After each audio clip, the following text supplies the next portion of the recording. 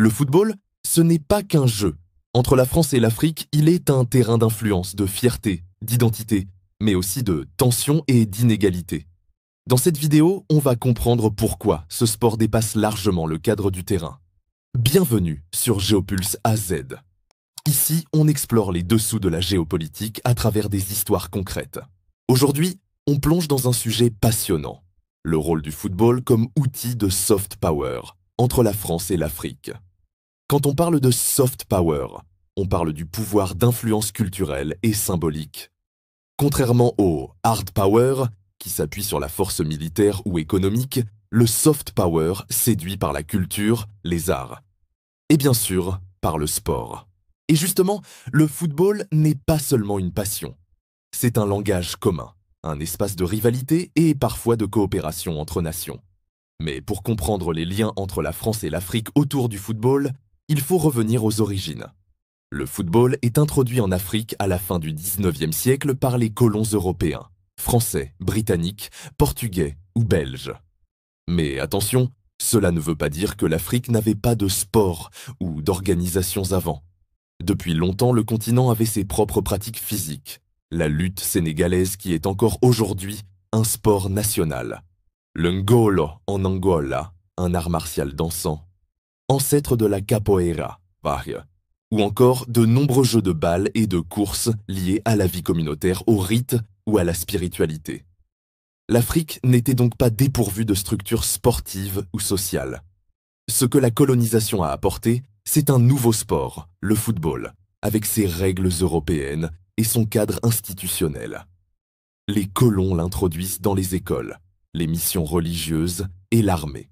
Pour eux, c'était un outil d'assimilation culturelle. Pratiquer ce sport européen, c'était aussi participer à une mise en scène de la modernité coloniale. Mais rapidement, les Africains s'approprient le jeu et lui donnent un autre sens. Ils créent leurs propres clubs, qui deviennent des lieux de sociabilité et parfois de résistance politique. Des clubs comme Espace de Fierté, en Algérie coloniale, des clubs comme le MC Alger ou l'USM Alger sont fondés par des Algériens musulmans. Ils deviennent des espaces d'affirmation identitaire face à la domination coloniale.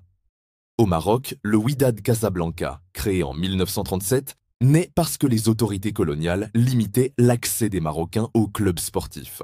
Le Wydad devient rapidement un symbole de dignité et de résistance culturelle.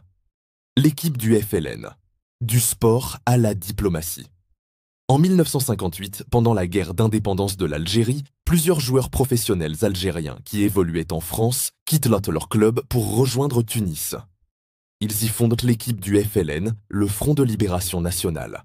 Cette sélection ne participe pas aux compétitions officielles, mais dispute des matchs dans différents pays pour représenter la cause algérienne. C'est un geste fort. Le football se transforme en arme diplomatique bien avant l'indépendance de 1962. En résumé, le football arrive comme un sport colonial, mais il est transformé par les Africains en outil de fierté, d'identité et de libération. Une fois l'indépendance acquise, les pays africains gardent le football comme sport central. Et la France, ancienne puissance coloniale, reste un acteur majeur. Mais dans les décennies suivantes, ce sont de nouvelles règles européennes qui vont transformer encore plus la relation. En 1995, la Cour de justice de l'Union européenne rend le fameux arrêt Bosman. Désormais, les joueurs européens peuvent circuler librement entre clubs de l'Union et les quotas de joueurs européens sont supprimés.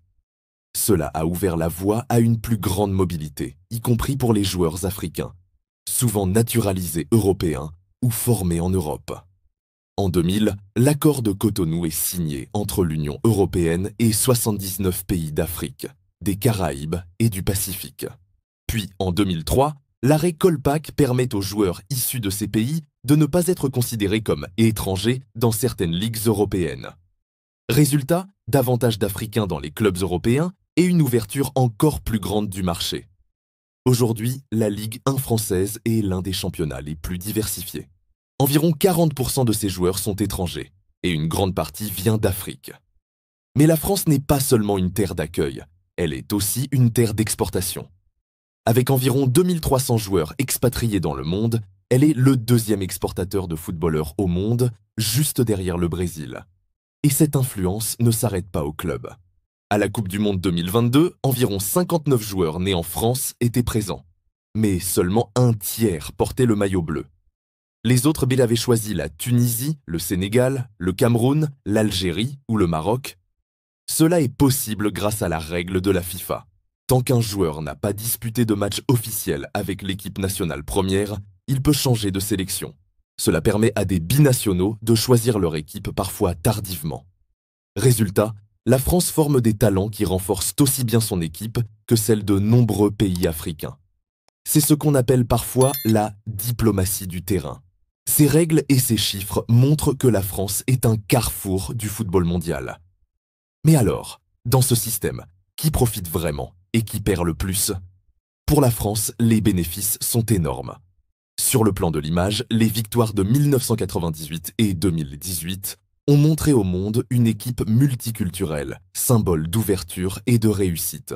Sur le plan sportif, la formation française produit un vivier immense de talents. Et sur le plan économique, le football reste une industrie de plusieurs milliards d'euros, même si la Ligue 1 traverse une crise des droits télévisés. Mais tout n'est pas parfait. En 2011, une polémique éclate. Des responsables de la Fédération française discutent de quotas pour limiter le nombre de joueurs noirs et arabes dans les centres de formation. Même si aucune sanction n'a été prononcée, cette affaire a révélé des contradictions entre le discours officiel de diversité et certaines pratiques internes. Pour l'Afrique, les avantages sont visibles mais limités.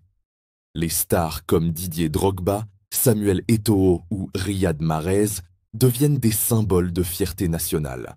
Beaucoup envoient de l'argent, construisent des écoles, financent des académies. Les sélections nationales, elles, bénéficient de la diaspora pour renforcer leur compétitivité. Mais le revers est important.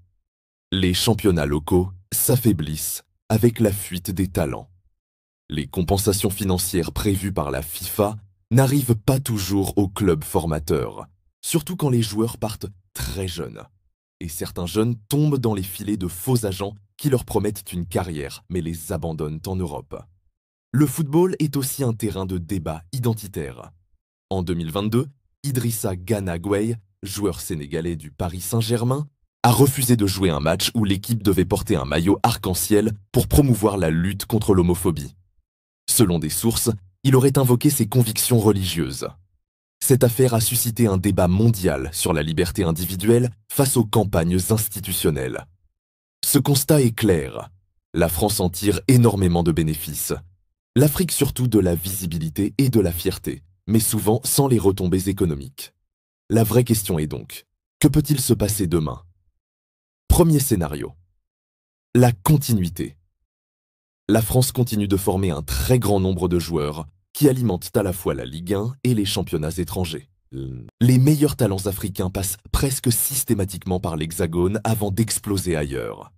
Dans ce cas, la France reste une grande puissance sportive et conserve son image de nation du football multiculturel. L'Afrique, elle, bénéficie de la diaspora. Ses sélections nationales continuent à briller grâce aux joueurs formés en Europe, comme on l'a vu avec le Maroc en 2022. Mais sur le plan économique, les championnats africains restent fragiles et dépendants. Deuxième scénario, le recul français. Ici, la tendance s'inverse. Si la Ligue 1 perd encore de sa compétitivité à cause de la crise des droits télévisés et du manque d'investissement, elle pourrait perdre son rôle de tremplin. Les jeunes talents africains pourraient être attirés directement par d'autres championnats émergents comme l'Arabie Saoudite, le Qatar ou même des projets en Afrique du Sud, en Égypte ou au Maroc. Dans ce scénario, la France perd de son soft power footballistique et ne reste plus le passage obligé. L'Afrique, elle, pourrait en profiter un peu plus directement si ses joueurs passent moins par l'Europe, mais cette redistribution resterait inégale. Troisième scénario. Le co-développement. C'est le plus optimiste, mais aussi le plus ambitieux. Dans ce scénario, les pays africains décident d'investir massivement dans leurs infrastructures sportives, leurs ligues locales et leurs centres de formation. Les joueurs africains ne partent plus tous très jeunes. Certains se développent d'abord dans leur pays, ce qui renforce la qualité des championnats locaux. La FIFA, de son côté, veille à ce que les mécanismes de solidarité financière soient mieux appliqués. Une partie des transferts revient aux clubs formateurs africains. Enfin, la France collabore activement avec les fédérations africaines dans une logique de partenariat et non plus de dépendance.